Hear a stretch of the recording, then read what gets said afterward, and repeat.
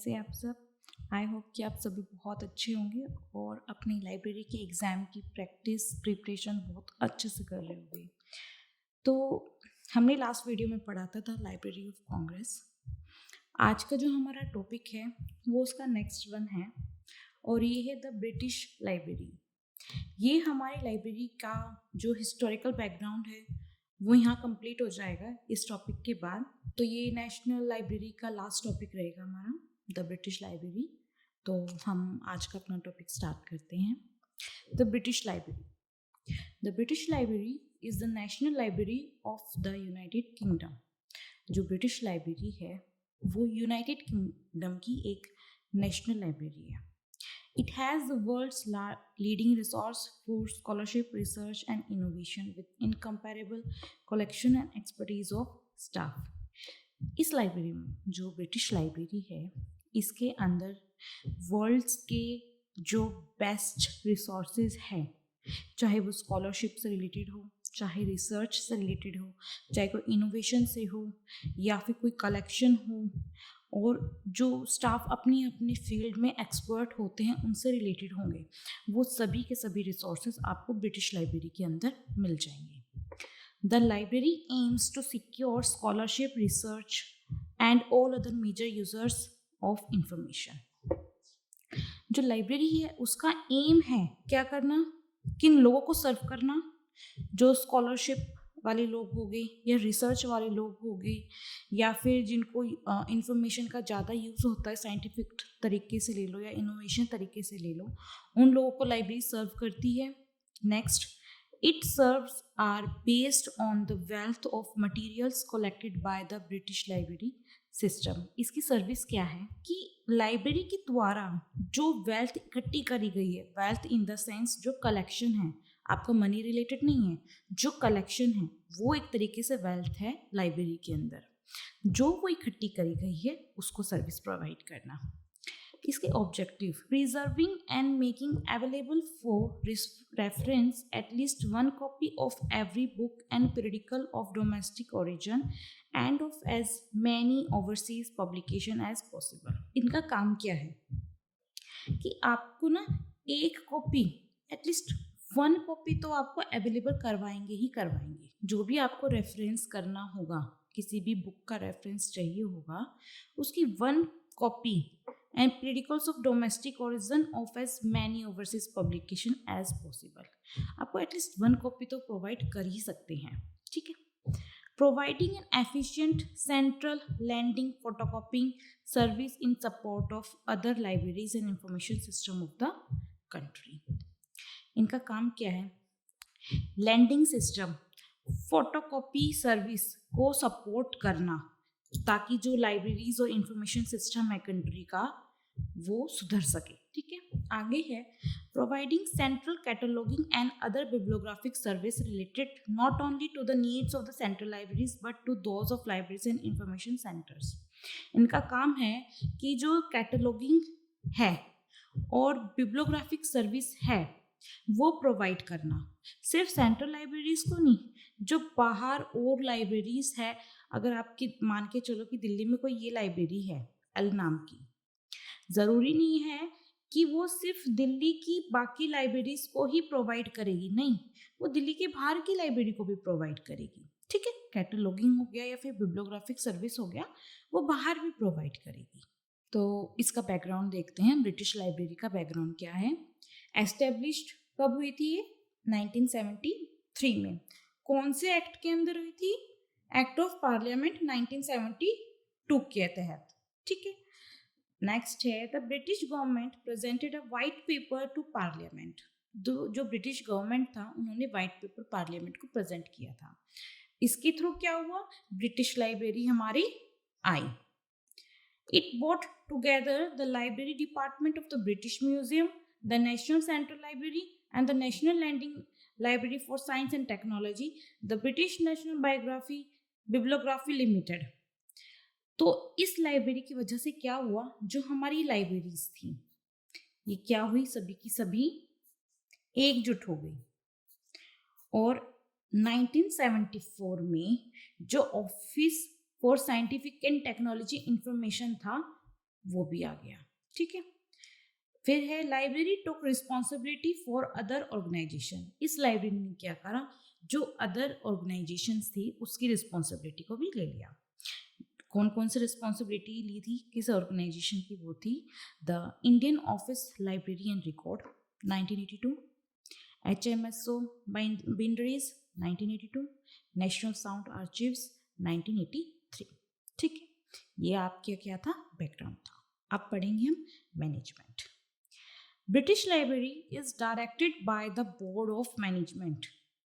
जो आपकी British library है उसको एक बोर्ड ऑफ मैनेजमेंट क्या करता है, डायरेक्ट करता है, ठीक है। ऐसा नहीं कि आपको कोई चेयरमैन बना दिया पर्टिकुलरली सिर्फ वही डायरेक्ट कर रहे हैं, नहीं।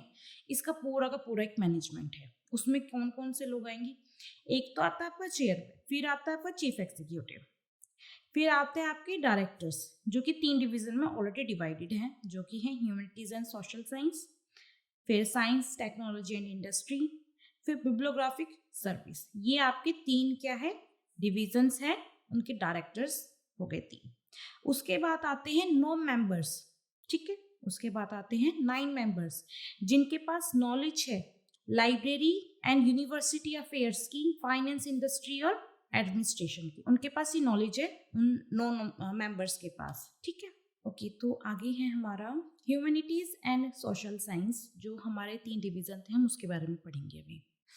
11 million volumes are available for reference and selected items for law. Humanities and Social Science Division में ऑलरेडी 11 million volumes अवेलेबल है, जो कि रेफरेंस और के लिए अवेलेबल है, साथ ही कुछ सेलेक्टेड आइटम है जो लोन के लिए भी अवेलेबल है। Admission to specialist reading room is normally by the readers pass. इसमें अगर आपको रीडिंग रूम में जाना है, रीडिंग रूम में एडमिशन के लिए आपको एक पास लगता है जिसे बोलते हैं रीडर्स पास। वो रीडर्स पास किस किस के पास अवेलेबल है, वो आपको मिलेगा एकेडमिक टीचर्स के पास, पोस्ट ग्रेजुएट स्टूडेंट्स के पास, लाइब्रेरियंस, इंफॉर्मेशन साइंटिस्ट और जर्नलिस्ट। स्पेसिफिकली इन्हीं लोगों के पास वो पास मिलता है और किसी के पास नहीं मिलता, नॉर्मल पीपल के पास तो नहीं, ठीक है। नेक्स्ट है the division is organised into 5 units. इस डिवीजन को 5 यूनिट्स के अंदर ऑर्गेनाइज किया गया है। पहला collective department, public service, special collection, national sound archive, preservation service. तो हम पहले पढ़ेंगे collective department. Collective department. It coordinates the acquisition and record creation of material for English language, Western and East European collection of printed books and Oriental manuscript and printed books, and the collection relating to the history and culture of South Asia. इसका काम क्या है, ये coordinates करता है किसके साथ, acquisition और रिकॉर्ड करना मटेरियल को इंग्लिश लैंग्वेज में, वेस्टर्न ईस्ट यूरोपियन कलेक्शन हो गया किसी भी चीज़ का, चाहे प्रिंटेड बुक्स हो या फिर कोई मैन्युस्क्रिप्ट हो, ठीक है, या फिर कलेक्शन रिलेटेड टू हिस्ट्री हो, कल्चर हो, साउथ एशिया का, ठीक है। इनका काम कलेक्ट करना है, ठीक है। नेक्स्ट है public service. It provides a wide range of reference and information service. इनकी ना बहुत बड़ी एक रेंज है, ये प्रोवाइड करता है। आपको क्या प्रोवाइड करता है, रेफरेंस प्रोवाइड करेगा और इंफॉर्मेशन सर्विस आपको प्रोवाइड करेगा। It is responsible for the journal reading room, rare books, official publication, social science, library association, library newspaper and library.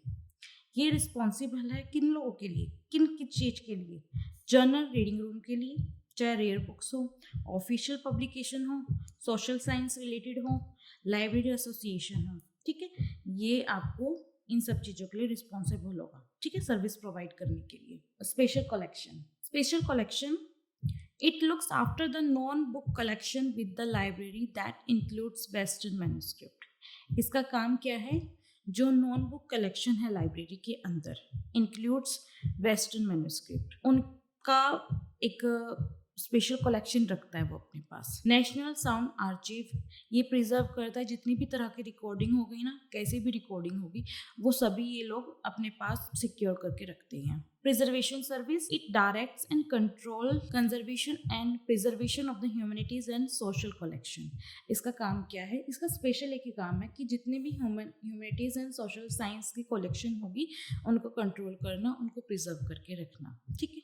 Next है हमारा science, technology and industry. It comprises of the document supply center and the science reference information service. इसमें दो department है. कौन से? एक तो document supply centre, science reference information service. ठीक है, ये दो का मिलके बना है. पहला है document supply centre, devoted to the supply of document on loan, photocopy and microfilm. इसका मेन काम क्या है? सिर्फ डॉक्यूमेंट सप्लाई करना. कैसे? चाहे लोन पे हो, चाहे फोटोकॉपी पे, चाहे माइक्रोफिल्म के द्वारा हो. Second, science reference information service. It provide reference information service covering modern science and technology, trademark and design. ये क्या प्रोवाइड करेगी? जो रेफरेंस होगी या फिर कोई इंफॉर्मेशन सर्विस होगी, किससे रिलेटेड? साइंस एंड टेक्नोलॉजी से रिलेटेड. क्या होगा? चाहे ट्रेडमार्क हो, चाहे डिजाइन हो. ठीक है. नेक्स्ट हमारा आता है bibliographic service. It provide resources of bibliographic records and services in UK. इसमें जो बिब्लियोग्राफिक रिकॉर्ड होगा या यूके की जितनी भी सर्विसेज होगी वो आपको प्रोवाइड करी जाएगी. प्रिंटेड एंड माइक्रोफिच बिब्लियोग्राफीज, या तो प्रिंटेड में या फिर माइक्रोफिच में आपको बिब्लियोग्राफीज प्रोवाइड करी जाएगी. ब्रिटिश नेशनल बिब्लियोग्राफी, और जो ब्रिटिश की नेशनल बिब्लियोग्राफीज है वो भी आपको प्रोवाइड कर सकते हैं. तो आज का जो हमारा चैप्टर था द ब्रिटिश लाइब्रेरी, जो टॉपिक था हमारा, वो कंप्लीट हो गया. और इसी के साथ आपका जो नेशनल लाइब्रेरी का टाइप्स ऑफ लाइब्रेरी में नेशनल लाइब्रेरी है वो कंप्लीट हो गया है. अब हमारा जो नेक्स्ट टॉपिक होगा वो होगा एकेडमिक लाइब्रेरीज. आई होप कि आप मेरी वीडियोस को अच्छे से देखेंगे और आपको वो चीज़ अच्छे से समझ भी आ रही होगी जो मैं आपको बता रही हूँ. अगर आपको समझ में नहीं आ रहा है तो do comment and tell me about that. और आज के लिए सिर्फ इतना ही. नेक्स्ट टॉपिक के लिए प्लीज़ प्रेप करके रखिएगा academic libraries. And thank you for watching.